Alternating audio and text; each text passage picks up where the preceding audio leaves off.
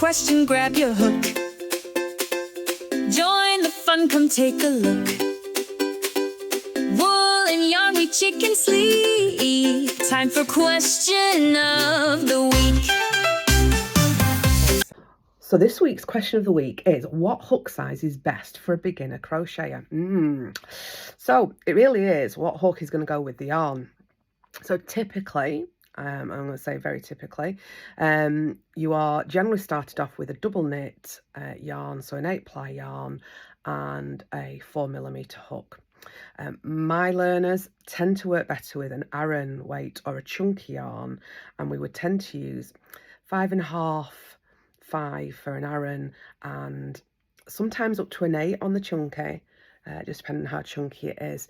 I suppose when you're learning, what you're trying to do is understand what you're doing and being able to see what you're doing. So having a thicker yarn and a bigger hook allows you to do that. So your work's not necessarily going to be as neat as it could be, and that's fine because you're learning.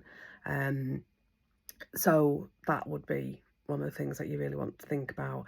I mean, if you've got double knitting, then use double knit, but if you're going out specifically to buy, my recommendation would be to go for a thicker yarn.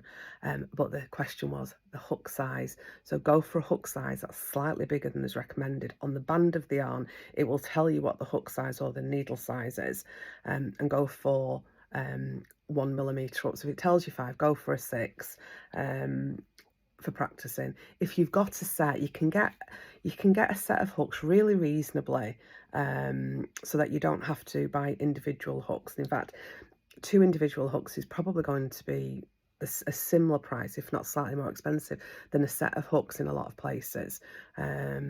So I wouldn't buy a hook specifically to go with the yarn. I'd look at buying a set, and then you've got a variation of hooks to be able to do that with.